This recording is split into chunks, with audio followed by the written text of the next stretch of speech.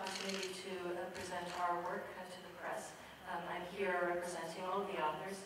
And again, the difference between this work and some of the other work featured in this program is that our work is focused on correction of genetic disease rather than acquired disease such as leukemia. So first I want to give a little background about what is SCIDX1.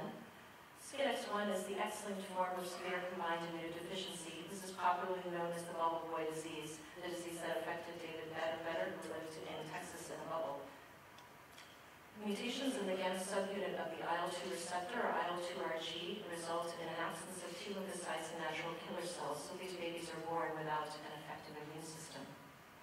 And without curative therapies such as bone marrow transplant or blood transplantation, these boys die of opportunistic or common community-acquired viral infection. Outcome for boys who do not have well-matched donors are suboptimal, and it's particularly for these boys that we are targeting gene therapy. How is gene therapy different from standard treatment? In standard treatment, you have to find a suitably matched donor. You harvest blood or bone marrow cells from that donor and infuse them into the patient's skin. In gene therapy, we use the patient as his own donor. We harvest bone marrow from the baby and use a specially designed viral vector to deliver a normal copy of the IL-2RG gene into a portion of the cells and then infuse these back as the transplant. So the advantages here are obviously that there's no need to find a donor because the patient is his own donor, and there's no chance of immunologic complications such as rejection or graft-versus-host disease, which can be very limiting. Previous trials were conducted in Paris and London, and there were seminal trials to show the efficacy of gene therapy. This is a schematic of the vector that was used at that time. It's based on the Maloney leukemia virus, and those red areas contain the strong viral promoter and enhancers that are responsible for expressing the IL-2RG gene. There were 20 boys enrolled in the trial. 18 of the 20 reconstituted T cells, and 17 of the 20 in long-term follow-up are alive with normal T cell number and diversity. However, as many of you know, there was a serious complication that marred the success of this trial in that 5 patients developed T-cell acute lymphoblastic leukemia. In other words, the genetically engineered T cells developed into leukemia, and 1 patient died. The other 4 were successfully treated with chemotherapy.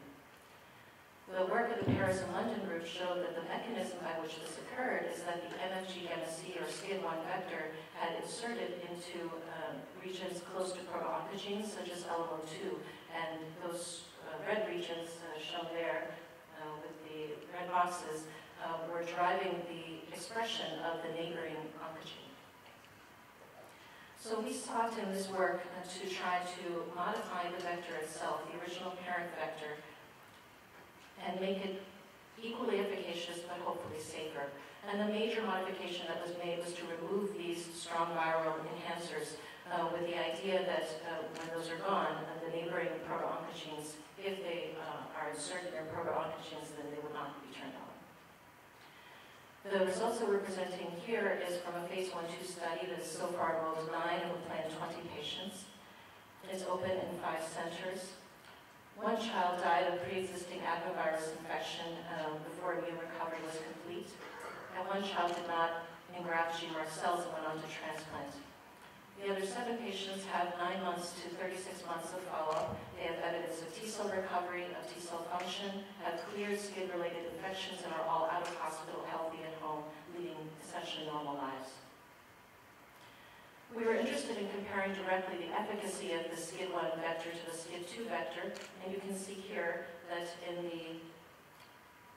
at 6 months, which is the primary endpoint of the trial, the median T-cell count of the SCID1 vector is not statistically significantly different from the median of the SCID2 vector.